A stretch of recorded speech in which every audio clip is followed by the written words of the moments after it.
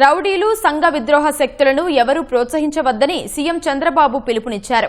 దేవుళ్లను అవమానించిన YouTuber Joseph alias రావణ్ను గొడ్డలి party వెనకేసుకొస్తోందని ధ్వజమెత్తారు. అలాంటి వ్యక్తులు హేరాం అనడం ఆశ్చర్యంగా ఉందన్న చంద్రబాబు ఇలాంటి వింతలు జరుగుతాయని పోతులూరి వీరబ్రహ్మేంద్ర స్వామి కాలజ్ఞానంలో ఎప్పుడో రాశారని జగన్పై వ్యంగ్యాస్త్రాలు సంధించారు. నంద్యాల జిల్లా బనగానపల్లిలో రైతులకు రాజముద్రతో కూడిన పట్టాదారు పాస్ పుస్తకాలు పంపిణీ చేశారు.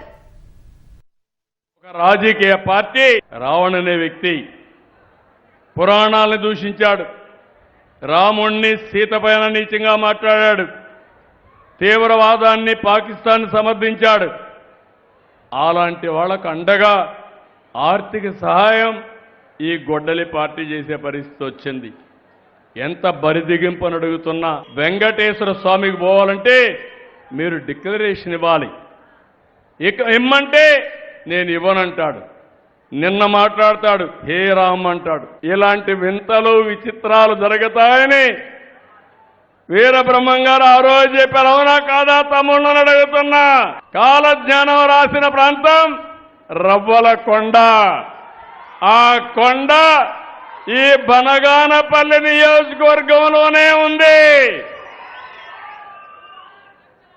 1924లో ఆ కొండను కూడా దువ్వేయాలంటే అడ్డుపడి ఆ కొండని కాపాడు. అవునా కాదా అని అడుగుతున్నా.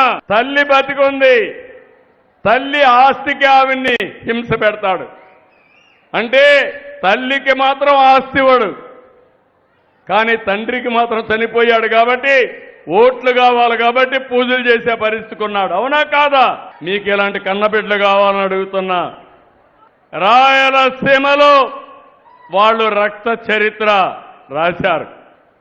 నేను ఈరోజు రాయలసీమలో కొత్త చరిత్ర లిఖించబోతున్నా.